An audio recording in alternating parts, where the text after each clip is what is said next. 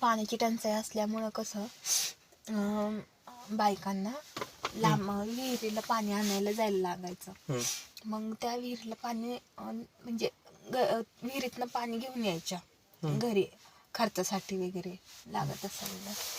तर मग तसंच ते खेडगाव होतं. तर मग असंच एक दिवशी काय झालं की एक बाई होती. तर म्हणजे तिने दिवसा पाणीच आणलं नाही वाटतं.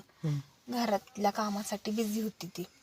आणि मग पाणी आणलं नाही तर मग तिला अचानकच आठवलं की घरात आपल्या पाणी नाहीये नाही का. मग आता पाणी तर आणलं पाहिजे.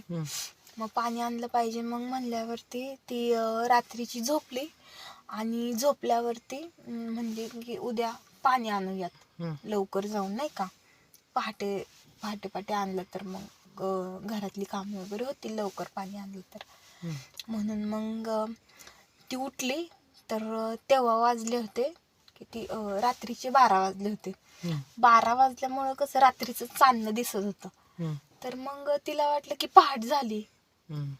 सकाळी 4-5 वाजले. हो पहाट झाली. सकाळची 4 ते 5 वाजले असं वाटलं. आणि तेव्हा काय त्या काळी घड्याळ वगैरे काही नव्हतं त्याच्यामुळे तिला काही टायमिंग कळालं नाही. मग तिला वाटलं की पहाटेच झाली मग पाणी आणूयात आपण नाही का. मग पाणी आणूयात मग ती पाण्यासाठी गेली. सगळं पाण्याची भांडी घेऊन विहिरीला गेली. ती तिथल्या विहिरीला गेली. तर मग विहिरीला गेल्यावरती तिथे म्हणजे विहिरीच्या पायरीवरती ना एक असा उंच दाट एक माणूस होता. तर तो असा पाय सोडून खाली बसला होता पाण्यात. म्हणजे पायरीवरती पाण्यात पाय सोडून बसला होता.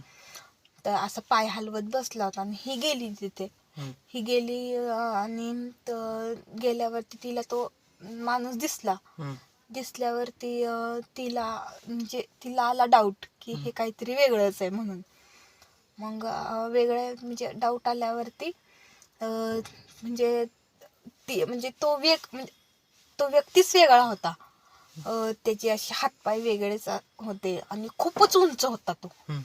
उंच असल्यामुळं आणि कसं होतं तिथं म्हणजे रात्रीचं कोण गेल्यावरती म्हणजे परत येण्याची परमिशन असं म्हणजे कोणी तिथनं परत आलेलं नाही. जेव्हा रात्रीच्या वेळी कोण गेलेलं आहे तेव्हा दिवसाचं काय नाही. तर मग परत कोण आलेलं नाही. मग आता तिला हे कळालं की आता आपण इथून तर परत नाही जाऊ शकत. याला जर कळालं की आपण इथून पळ काढतोय तर मग आपण इथून काय परत जाऊ शकत नाही. म्हणजे तो माणूस कोण होता? तो झुटिंग होता. तो हो म्हणजे भूताचाच प्रकार होता तो. जसं आपण कालच्या व्हिडिओ मध्ये केलं होतं झुटिंगचं त्याचाच हा प्रकार झुटिंगच होता भूत. मग आता तिने आता काय केलं म्हणजे ती म्हणली आता काय केलं पाहिजे नेमकं. तर मग तो माणूस म्हणला की म्हणजे ती पाणी घ्यायला पुढे गेली. म्हणजे ते आता भूतच म्हणलं पाहिजे. हो भूतच. मग तो म्हणला की पाणी घ्यायला आलीस होय. तर मग ती म्हणली हो. तर मग तो म्हणला की ये पण तुला ना माझ्याशी असं लग्न करावं लागेल असं म्हणला त्या बाईला म्हणला. तो मग ती म्हणली लग्न करते की म्हणली लग्न करते म्हणली. आता मग लग्न करते म्हणली पण त्याच्यासाठी तुम्हाला असं थोडी लग्न होणार म्हणली. लग्नासाठी तुम्हाला चांगलं तयार व्हावं लागेल. सगळं म्हणजे सगळी तयारी करावी लागेल. पण त्याच्या आधी ना मी तुम्हाला म्हणली आंघोळ घालते आधी. आता लग्नाची सुरुवातच आहे म्हणली मग आधी तुम्हाला मी आंघोळ घालते म्हणली. मग आंघोळ घालते म्हणल्यावरती तिने ना त्याला आंघोळ घातली त्या झुटिंगला त्या बाईने. आंघोळ घातली चांगली. आणि आंघोळ घातल्यावरती ती म्हणली अरे आंघोळ तर झाली पण तुम्हाला म्हणजे तिने कपडा वगैरे काहीच नव्हता आणला. तुम्हाला पुसणार कसं मी. तुमचं अंग ओलच राहील म्हणली. थांबा मी ना घरून ना काहीतरी कपडा घेऊन येते तुम्हाला पुसायला. तर मग तो म्हणला नाही तू घरी जाशील पण म्हणजे तू कोणत्या म्हणजे तू परत येशील याची काय गॅरंटी, म्हणजे खात्री काय असणार आहे की तू इथं मागे येशील म्हणून. तर मग ती म्हणली असं कसं म्हणली, येणार ना मी, आता एवढी आंघोळ घातली मी, आता लग्न ठरलंय म्हणले, हा मग येणार ना मी म्हणली परत, आता लग्न करायचंय म्हणल्यावरती. तर मग तो म्हणला नाही तरी पण तू मला मग एक काम कर म्हणला, हे हा घे खडू घे आणि तू जेव्हा घरी जाशील ना तेव्हा तुझ्या घराच्या बाहेर ना अधिकाचं चिन्ह कर. अधिक चिन्ह म्हणजे असं प्लस आलं. हो. तर मग ती गेली आणि घरी गेली ती. ठीक आहे, मग तो खडू घेऊन गेली आणि म्हणजे घरी आजूबाजूला जाऊन शेजारच्यांना सगळ्यांना तिने जे घडलं ती सत्य घटना जी आहे ती सांगितली तिने की असं असं घडलंय माझ्यासोबत.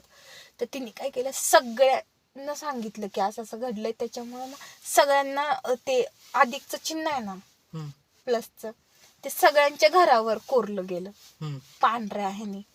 मग तिने तिच्या पण घरावर कोरलं होतं, सगळ्यांच्या घरावर कोरलं. मग कोरल्यावरती आता त्याला ते कळालं नाही की आता ती बाई नेमकी कोण होती जिने मला, हा ती नेमकी कुठल्या घरात गेली, कारण सगळ्यांच्या तर घरात अधिकचं चिन्ह आहे. आता या सगळ्या घरांमध्ये त्या बाईचं नेमकं घर कोणतं आहे, बरोबर. मग तेव्हापासून त्या गावामध्ये अशी प्रथा पडली की जेव्हा कोणी त्या गावामध्ये नवीन राहायला येईल किंवा नवीन घर म्हणजे बांधतात तेव्हा त्या म्हणजे घरा बांधण्याच्या आधीच जी भिंत असेल त्या भिंतीवरती चुना असतो ना, त्या चुन्याने अधिकचं चिन्ह कोरलं जातं. म्हणजे अजूनही जेव्हा कोणी येतं तेव्हा त्या अधिकचं चिन्ह कोरलं जातं. मग त्या भूताचं काय झालं लास्टला? हा, त्या भूताचं म्हणजे अजूनही ना त्या भूताचा म्हणजे ती जी विहीर आहे ना त्या विहिरीतनं आवाज येतो, पुसलेस नाही धुतलेस पण पुसलं नाही, धुतलेस पण पुसलं नाही. हो, अजूनही त्या विहिरीतून असा